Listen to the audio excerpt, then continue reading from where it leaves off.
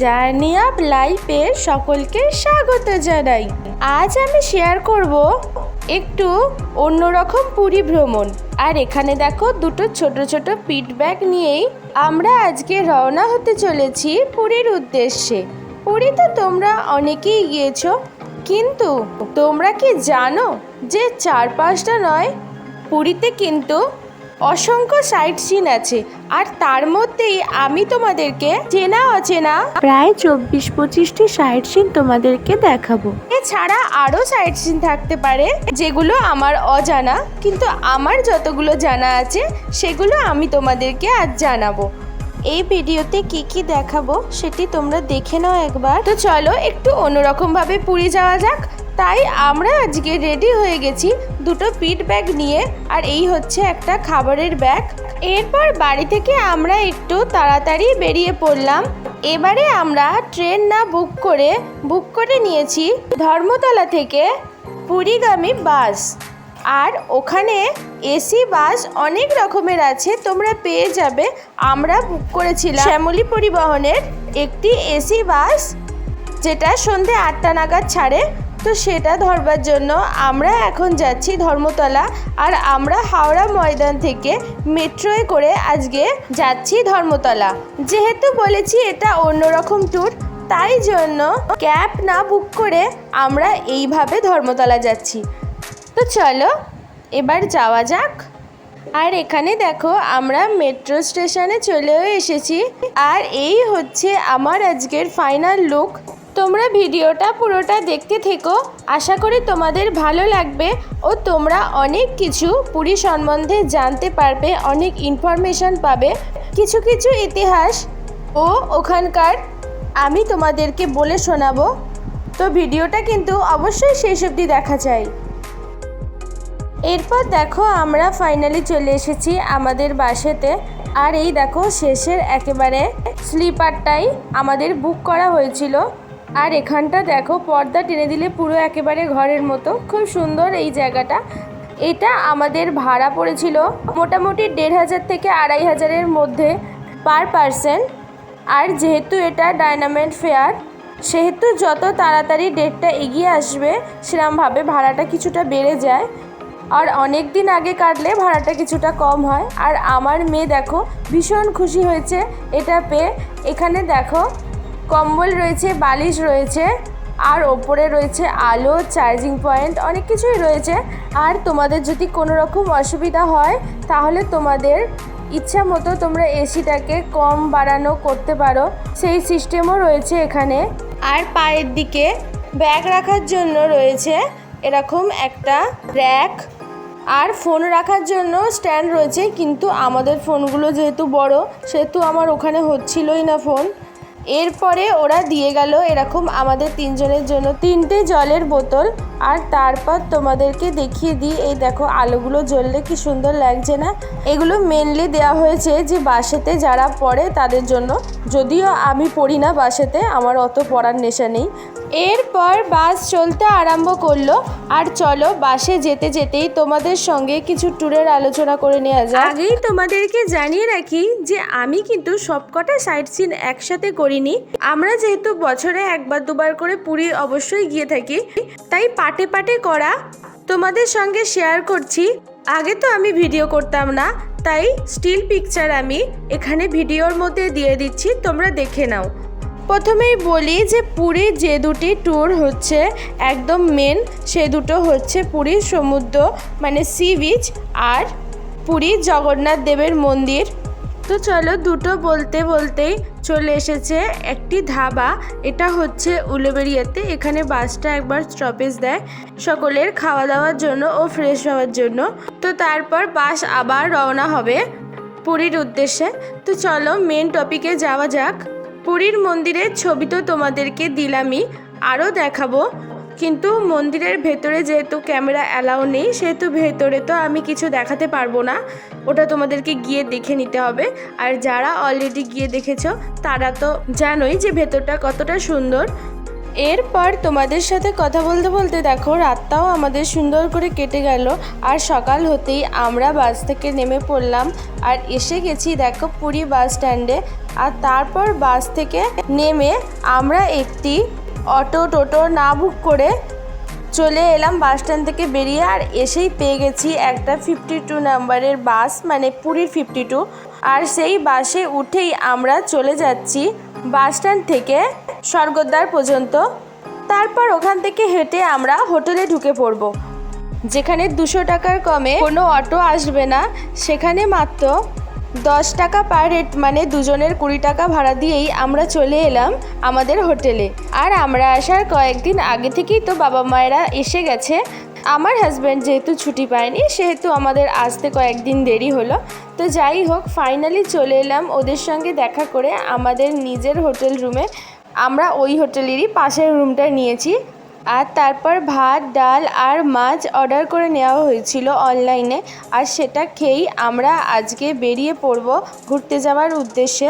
আর এখানে দেখো ফাইনালি আমরা রেডি হয়ে বেরিয়েও পড়েছি ঘুরতে যাওয়ার উদ্দেশ্যে। তবে এক্ষেত্রে আর একটা কথা বলে রাখি, তোমরা ভুলেও বাস বুকিং করলে লাস্টের সিটটা নিও না, কারণ ওটা নিয়ে আমাদের খুব প্রবলেম হয়ে গিয়েছিল, ভীষণ গাগুলো ছিল। তো যাই হোক, তোমরা অন্য কোনো সিট নিও, বাট লাস্টের সিটটা নিও না। তো যাই হোক, এই দেখো আমার আজকের ফাইনাল লুক। আর এই টোটো করেই আজকে আমরা ঘুরতে যাব। তো চলো যাওয়া যাক। যেতে যেতে তোমাদের সঙ্গে যেহেতু ইতিহাসটা কিছুটা শেয়ার করব বলেছিলাম, তাই প্রথমে জগন্নাথ মন্দির দিয়েই আজকের এই পুরীর ইতিহাসটা শুরু করছি। আজকের এই জগন্নাথ মন্দির বা শ্রী মন্দির উড়িষ্যার নীলগিরি পর্বতে অবস্থিত। যদিও এই পর্বতের এখন কোনো সেভাবে অস্তিত্ব নেই, পূর্বে এই পর্বতটিকে খনন করেই হয়তো এই মন্দিরটি 1078 থেকে 1147 খ্রিস্টাব্দ রূপদান শুরু হয়। এটি শুরু করেন উড়িষ্যার রাজা অনন্ত বর্মন চোর গঙ্গদেব। এরপর ওনার অবর্তমানে কাজটি সমাপ্ত করেছিলেন রাজা অনঙ্গ ভীমদেব 1200 শতাব্দীতে। শ্রীমন্দিরের আকার পঞ্চরথের মতো এবং ইহার উচ্চতা প্রায় 215 ফুটের কাছাকাছি। এখানে 4টি প্রবেশদ্বার আছে এবং ভেতরে মূল মন্দির চত্বরে অনেকগুলি দেবদেবীর মন্দির আছে। তার মধ্যে কিছু হলো কাঞ্চি গণেশ ঠাকুরের মন্দির, পাদপদ্ম মন্দির, ব্রহ্মাসন মূর্তি মণ্ডপ, মা বিমলা দেবীর মন্দির, বিশ্বনাথ মন্দির, নৃসিংহ মন্দির, রামচন্দ্রের মন্দির ইত্যাদি। মন্দির ছাড়া এখানে রয়েছে মহাপ্রসাদ মেলা অর্থাৎ আনন্দবাজার। ছাড়াও রয়েছে মন্দিরের ভিতরে জগন্নাথ দেবের বাহন গরুড়ের স্তম্ভ। এখানে শ্রী চৈতন্যদেব দাঁড়িয়ে জগন্নাথ দেবের দর্শন করেছিলেন। জগন্নাথ দেবকে দর্শন করতে গেলে একের পর এক পাহাচ অর্থাৎ ধাপ বা সিঁড়ি অতিক্রম করতে হয়। এখানে মন্দিরের বাইরে সিংহদ্বারের সামনে রয়েছে অরুণ বা সূর্য দেবতার স্তম্ভ। আগে ইহা কোণারকের মন্দিরের সামনে ছিল, ওখান থেকে নিয়ে আসা হয়েছে। এই মন্দির চত্বরে রয়েছে রোহিণী কুণ্ড। রোহিণী কুণ্ডে একটি চক্র ও কাক পড়ে গিয়ে চতুর্ভুজ মূর্তি ধারণ করেছিল। পুরীর মন্দির সম্বন্ধে আরও অসংখ্য তথ্য আছে, যেগুলি বলতে গেলে এই ভিডিওটা অনেকটাই বড় হয়ে যাবে, তার জন্য এতটুকুই বললাম। এবার বলি পুরীর সমুদ্র সম্পর্কে কিছু কথা। সমুদ্রের আরেক নাম হচ্ছে মহোদধি। শাস্ত্রে বলা হয় যে পুরাকালে দেবগণ মহাসমুদ্র মন্থন করে 3টি জিনিস উদ্ধার করেন: মহালক্ষ্মী, অমৃত ও বিষ। মহালক্ষ্মীকে বরণ করেন স্বয়ং জগন্নাথ দেব। অমৃতকে দেবগণ পৃথিবীকে নির্বিষ করতে বিষকে গ্রহণ করেছিলেন দেবাদিদেব মহাদেব। মহোদধি হচ্ছে জগন্নাথ দেবের শ্বশুরমশাই। এই সমুদ্র নানা রূপ ধরে, কখনো সফেন তরঙ্গ রাশি বালুকা বেলায় মৃদু শব্দ তুলে ভাঙতেই থাকে, কখনো তা আবার হিংস্র কুটিল বিশাল ঢেউ তুলে আছড়ে পড়ে তীরভূমিতে। অনন্ত জলরাশির অশান্ত কল্লোল।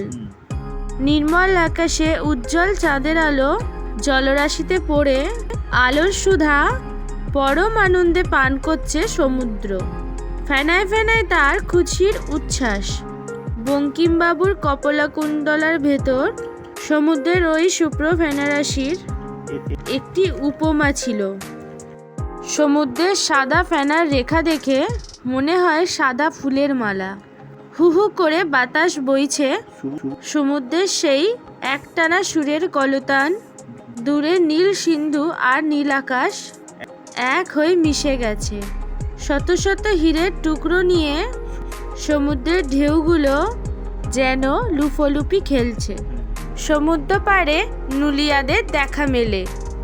এই সমুদ্রতে নুলিয়ারা নৌকো নিয়ে মাছ ধরতে যায়। নজরে এলো সমুদ্রের বালুকা বেলায় বেশ বড় গোছের নৌকো পড়ে আছে। তার দিকে তাকিয়ে প্রেমেন্দ্র মিত্রের একটি আশ্চর্য সুন্দর কবিতা মনে পড়ে যায়। মনে পড়ে নুলিয়াদের সেই নৌকো, ঢেউয়ের নাগাল ছাড়িয়ে শুকনো বালির ওপর কাঠের ঠেকো দিয়ে আটকে রাখা। পুরীর সমুদ্র নিকট ভোর হওয়া বড়ই মনোরম।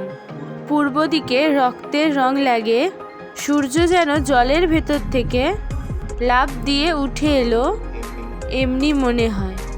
জেবাসুরের মন্থন বেদনার রক্ত লেগেছে ওর গায়ে। আবার দুপুরের সমুদ্র সুনীল আর উজ্জ্বল ঢেউয়ের মাথায় যেন একরাশ মল্লিকার কুড়ি ছড়ানো। বারে বারে সমুদ্রকে দেখলেও পুরনো মনে হয় না। বৈষ্ণব সাহিত্যের ভাষায় উতলে উতলে নতুন হয়েও। সমুদ্র ও জগন্নাথ মন্দিরের ইতিহাস তো তোমাদেরকে বললাম, এবার শোনো ও দেখতে থাকো আরও কিছু সাইট সিন, যার মধ্যে আমরা প্রথমেই চলেছি নেতাজি ভবন, অর্থাৎ পুরীতে একটি নেতাজির বাড়ি আছে, সেটিরই উদ্দেশ্যে। এটি হয়তো অনেকেরই অজানা। তো দেখো, আমরা চলে এসেছি এখন নেতাজি ভবনের সামনে। পূর্বে এটির রং ছিল লাল, কিন্তু বর্তমানে এটিকে আবার রিপেয়ারিং করে সাদা রং দেওয়া হয়েছে। কোনো এক সময় নেতাজি সুভাষচন্দ্র এখানে ছিলেন। বাড়িটি খুবই সুন্দর, বাগান রয়েছে, বাগানে একটি ফোয়ারার ব্যবস্থা রয়েছে। তোমরা ভিডিওটি দেখতে থাকো, আশা করি যেগুলি আমি বলছি সেগুলি তোমরা সবকটাই দেখতে পাবে। আর এখানে দেখো নেতাজির বাড়ির উঠোনে রয়েছে নেতাজির একটি মূর্তি, এবং বাসভবনটির ভিতরে রয়েছে নেতাজির অনেক রকম সাদা কালো ছবি। ওনার ছোট থেকে বড় হয়ে ওঠা ও আজাদিন বাহিনী স্থাপন করার সব রকম ছবি বড় করে বাঁধানো রয়েছে। নেতাজি ভবন দেখতে গেলে পুরী হোটেলের পাশ দিয়ে কিছুটা ভেতরে যেতে হবে, এবং এখানে টিকিট রয়েছে, যার মূল্য মাথা পিছু 10 টাকা করে। 5 বছরের ঊর্ধ্বে এটি লাগবে।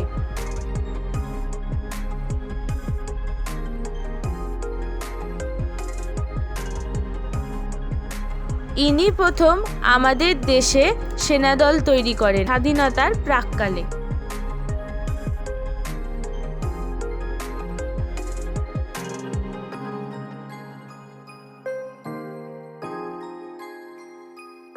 ভিডিওতে কতটা ভালো লাগবে জানি না, তবে সামনে থেকে যদি তোমরা এসে দেখে যাও তোমাদের অবশ্যই ভালো লাগবে, এটুকু আমি একজন ভারতবাসী হিসাবে গ্যারেন্টি দিচ্ছি।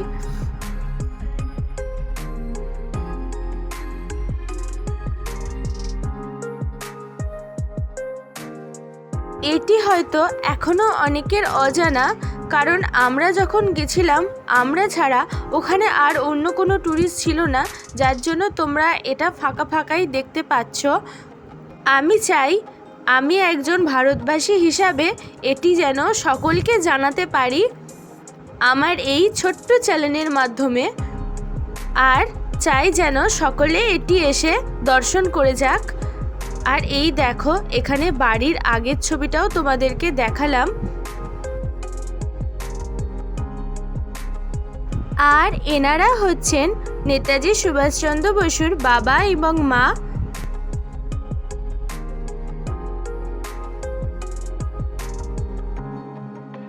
আমার তো এই বাড়িটি অসাধারণ লেগেছে, তোমরাও এসে দেখে যেও প্লিজ। অসংখ্য ছবি আছে এখানে, যেগুলির মধ্যে কিছু কিছু তোমাদেরকে দেখালাম, আর বাকিটা দেখার জন্য তোমাদেরকে এখানে এসে দেখে যেতে হবে। তো চলো এবার তোমাদেরকে দেখাই বাড়ির বাইরের চত্বরটা কেমন। দোতলায় তো আমাদেরকে উঠতে দেয়নি, বলছিল নাকি যে দোতলাটা এখনও রিপেয়ারিংয়ের কাজ চলছে। জানি না ভবিষ্যতে কি হবে, কিন্তু বাইরে বালি সিমেন্ট যেভাবে পড়ে আছে আমার দেখে মনে হলো সত্যি ওপরটা হয়তো কাজ চলছে।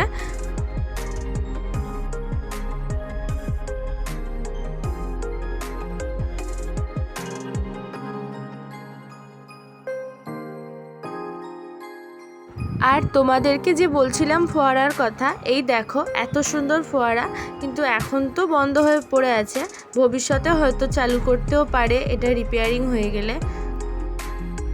আর তারপর তোমাদেরকে এখানে পিছনে গার্ডেনটা দেখাই। এখানে একটা এক কামরা মতো পিছনে ঘর রয়েছে, ওটা কিসের ঘর আমি জানি না। আর এখানে একটা ছোট, এটা মনে হচ্ছে যেন আগেরকারের, এটা হয়তো সুইমিং পুল হলেও হতে পারে, আমি ঠিক জানি না, কিন্তু খুব সুন্দর লাগছে, আমার ওরকমই মনে হচ্ছিল তাই বলছি। আর এখান থেকে বাইরের ডিসেন্সিটা খুবই সুন্দর লাগছিল। তো যাই হোক, আমাদের এখনও অনেক ট্যুর বাকি, তো এবারে আবার গুটি গুটি পায়ে রওনা হওয়া যাক। আর তার আগে চলো আমরা দু একটা ফটো তুলে নিই।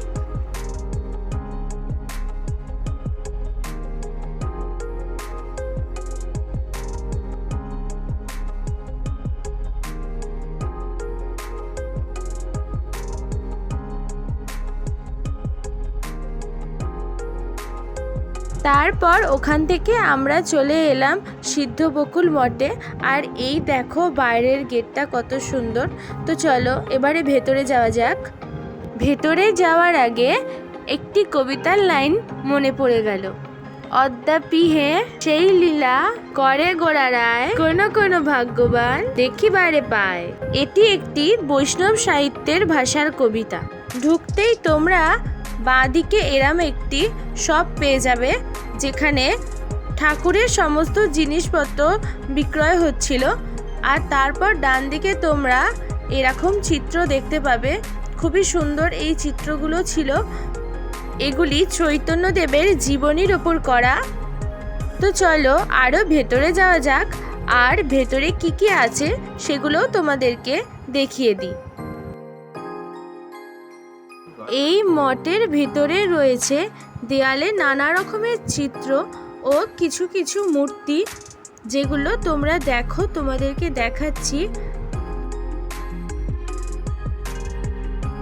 এখানে প্রবেশ করেই ত্রয়ীর মিলন দেখা যায়। তারা হলেন চৈতন্যদেব, যবন হরিদাস ও বকুল গাছ। এই সিদ্ধ বকুল গাছ নিয়ে প্রবাদ আছে। চৈতন্যদেব যে বকুল ডালের দাঁতন করতেন, সেই ডাল যবন হরিদাস মাটিতে পুঁতে দিয়েছিলেন। সেই দাঁতন কাটি পুঁতেই এই গাছটি হয়েছে। এই গাছটি এখন ফোবরা হয়ে গেছে, ভেতরে কাঠ নেই একদম, সব গাছটা ছালের ওপর ভর দিয়ে দাঁড়িয়ে আছে। প্রায় 500 বছরের অতি পুরাতন গাছ। জগন্নাথের রথের চাকা তৈরি করত সেই বকুল গাছের ডাল কেটে নিয়ে। একবার আদেশ হলো ওই গাছ থেকে ডাল না কাটার। তারপর থেকে গাছটি এরমভাবেই দাঁড়িয়ে আছেন। ও সেই চত্বরে তৈরি হয়ে গিয়েছে একটি মঠ, যার নাম সিদ্ধবকুল মঠ। আর এই হচ্ছে সেই গাছ। তোমাদেরকে আরও একবার সামনে থেকে এটি দেখিয়ে দিলাম। তারপর এই চৈতন্যদেবকে প্রণাম করে আমরা ওখান থেকে বেরিয়ে এলাম পরবর্তী গন্তব্যে যাওয়ার উদ্দেশ্যে। তো চলো যাওয়া যাক। তারপর আমরা চলে এলাম গম্ভীরা মঠ, যেটি কাশী মিশ্র ভবন নামে পরিচিত। এখানে মহাপ্রভু শ্রী চৈতন্যদেব প্রায় 18 বছর 1515 থেকে 1533 29 জুন তিরোধান পর্যন্ত এখানে ছিলেন। উড়িয়া ভাষায় মন্দিরের মাঝখানে অবস্থিত নির্জন ছোট ঘরকে বলে গম্ভীরা। এই গম্ভীরায় রয়েছে মহাপ্রভুর পাদুকা, কাঁথা ও কমণ্ডল। কাশী মিশ্র তার নিজ গৃহের গম্ভীরায় মহাপ্রভুকে আশ্রয় দিয়েছিলেন। মহাপ্রভুর প্রিয় সেবকদের মধ্যে কাশী মিশ্র সবিশেষ উল্লেখযোগ্য। গম্ভীরায় বেশি ভিডিও অ্যালাউ ছিল না বলে যেটুকু অ্যালাউ ছিল সেটুকুই আমি দেখিয়েছি ও শ্রী চৈতন্য দেবের পাদুকা সহ ছবিটি আমি ইনস্টাগ্রামের সৌজন্যে পেয়েছি, তাই ওইটুকুই দিলাম। আর তারপর চলে এসেছি গুন্ডিচা টেম্পলের সামনে, যেটিকে সবাই সাধারণত জগন্নাথ দেবের মাসির বাড়ি নামেই জানে। এখন তো গুন্ডিচা টেম্পলের ভেতর কি রিপেয়ারিং এর কাজ চলছে বলল, তার জন্য ভেতরে ঢোকা তো অ্যালাউ নেই, কিন্তু এর আগে আমি অনেকবার এর ভেতর এসেছি, তাই আর কি করা, বাইরেটাই তোমাদেরকে দেখালাম। তো চলো কিছুটা ইতিহাস শেয়ার করা যাক। এই গুন্ডিচা মন্দির জগন্নাথ মন্দির থেকে 2 কিলোমিটার দূরে উত্তর দিকে অবস্থিত। রাজা ইন্দ্রদ্যুম্নের রানী গুন্ডিচার নাম অনুসারে এই মন্দিরের নামকরণ হয়েছে। রাজা ইন্দ্রদ্যুম্ন ছিলেন উজ্জয়িনীর সূর্যবংশীয় রাজা এবং বিষ্ণুর ভক্ত। এই গুন্ডিচা মন্দিরের উচ্চতা 430 ফুট, চওড়া 320 ফুট। শ্রী জগন্নাথ মহাপ্রভু রথযাত্রা থেকে বহুরা যাত্রা পর্যন্ত এই মন্দিরে অবস্থান করেন। বহুরা যাত্রা মানে উল্টো রথ। এই গুন্ডিচা মন্দির জগন্নাথের জন্মস্থান। গুন্ডিচা মন্দিরকে সুন্দরচর বলা হয়, যেমন শ্রী জগন্নাথ দেবের মন্দিরকে বলা হয় নীলাচল।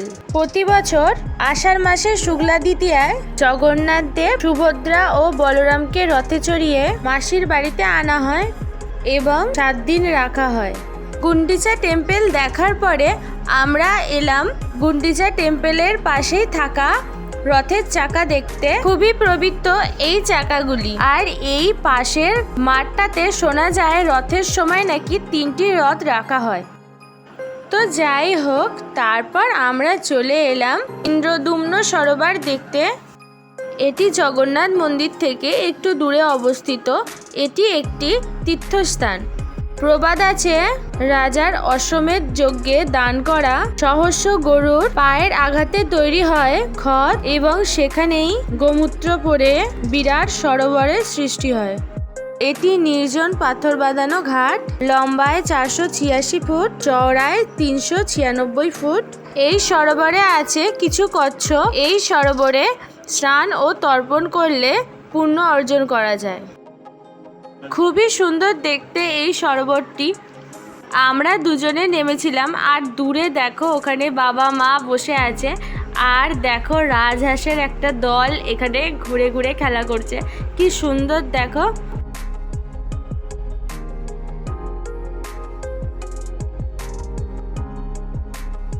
তারপরে আমরা ওখান থেকে বেরিয়ে সোজা চলে এলাম আঠেরোনালার উদ্দেশ্যে। আর এখন তোমাদের যেটা দেখাচ্ছি, এটা আঠেরোনালার ওপরে অবস্থিত একটি ব্রিজের মতো করা আছে। যদিও এটা দিয়ে কোনো গাড়ি চলাচল করে না, লোকে হেঁটে এর ওপর দিয়ে যাতায়াত করতে পারে এবং অনেকে এখানে ঘুরতেও আসে। আঠেরোনালা ছিল সে যুগের শ্রীক্ষেত্রের প্রবেশ ফটক। কথিত আছে রাজা ইন্দ্রদ্যুম্ন নিজের 18টি ছেলেকে দেশের কল্যাণার্থে বলি দিয়েছিলেন এখানে। পুরীর উত্তর দিকে ছোট মুটিয়া নদীর ওপর 18 নালা বিশিষ্ট সেতু। 18টি ফোকর রয়েছে সেতুতে। ফোকরগুলি পাথরের। ইহা 1300 সালের। আর এটি হচ্ছে সেই 18 নালা সেতু। এটির ওপরে গিয়ে তো আমি তোমাদের দেখালামই। আর নিচে থেকে দেখো কত সুন্দর। আর ধারটা খুব সুন্দর করে এখন গভর্নমেন্ট থেকে বাঁধিয়ে দিয়েছে। আরও কাজ চলছে, ভবিষ্যতে হয়তো সুন্দর করে বাঁধানো হবে। কিন্তু যতই সুন্দর করে বাঁধানো হোক, এটি একটি দুঃখের ঘটনাও বটে। আর ওখানে দেখো আমার হাজব্যান্ড ছবি তুলতে তুলতে কত দূরে চলে গেছে। এটির উল্টো দিকে সম্ভবত একটি গরুরের মূর্তি আছে, যেটি আমি তোমাদেরকে 18 নালা সেতুর ওপর থেকে দেখালাম। ওইটি ছবি তুলতে আমার হাজব্যান্ড ওইদিকে গেছে। তারপর আমরা ওখান থেকে বেরিয়ে চলে এলাম চন্দন সরোবরে। এটি একটি জনবহুল সরোবর ও এটি একটি পূর্ণ সরোবর। চন্দনযাত্রা উৎসবে ঠাকুর জগন্নাথ এখানে নৌকা বিহার করেন। সরোবরের মধ্যে বিশ্রাম মন্দিরও রয়েছে। পুরীর রাজা আসেন এই উৎসবে, তিনিও নৌকায় বিহার করেন। মন্দিরের দেবদাসীরা এই অনুষ্ঠানে নৌকার ওপর বাঁধা আসরেই নাচ গান করেন। সারা বছর দেবদাসীরা লোকচক্ষুর আড়ালে থাকে। খুবই সুন্দর ও পবিত্র একটি সরোবর হলো এই চন্দন সরোবর। তোমরা যদি পুরী ভ্রমণ করো তাহলে তোমরা একটি টোটো বুক করে এগুলি সবকটি ঘুরে নিতে পারো। এছাড়া কিন্তু কোনো শেয়ার গাড়ি ওখান থেকে পাওয়া যায় না এগুলি ঘোরানোর জন্য।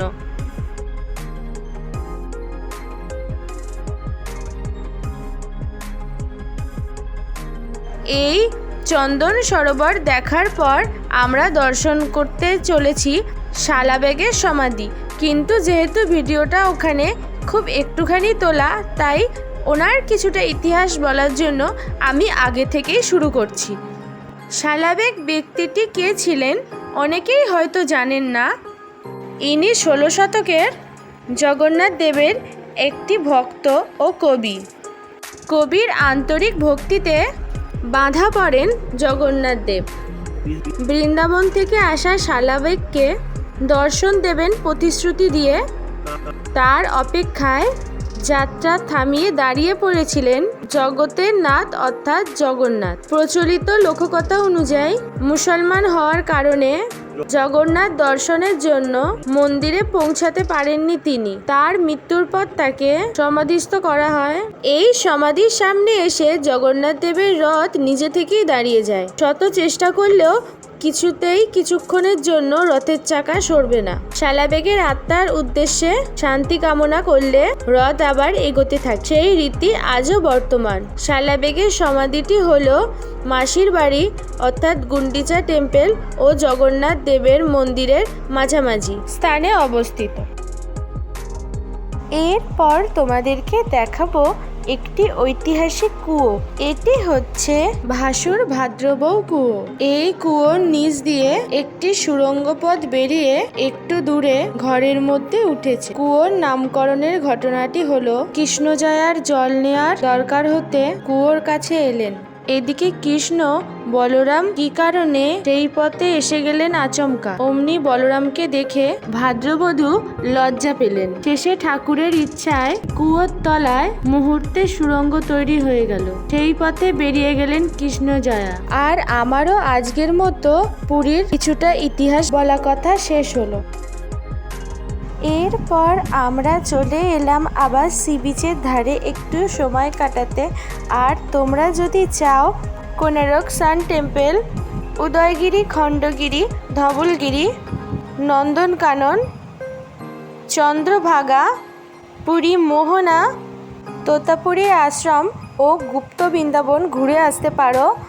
পুরীতে অনেক ছোট ছোট কাউন্টার আছে যেখান থেকে তোমরা প্যাকেজ নিয়ে নিজেদের ইচ্ছা মতো গাড়ি পছন্দ করে কিংবা বাসে এগুলি ঘুরে আসতে পারো।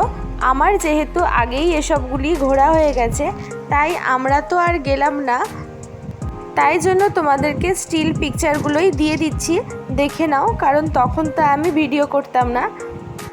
আর এরপর আসছে নেক্সট পার্টে রঘুরাজপুরের ভিডিও ও আদার্স কিছু। তোমরা ওই ভিডিওটা অবশ্যই দেখো, কারণ একটা ভিডিওতে তো অত কিছু দেখানো পসিবল নয়।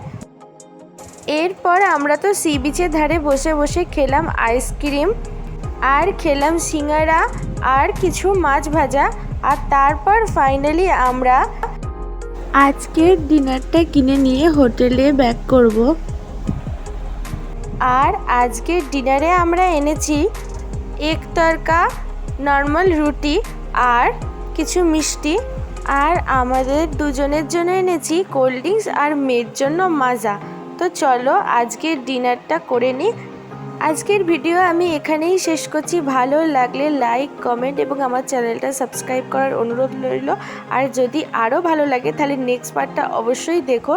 সকলে খুব খুব ভালো থেকো। জয় জগন্নাথ। আজকের মতো সকলকে টাটা, গুড নাইট।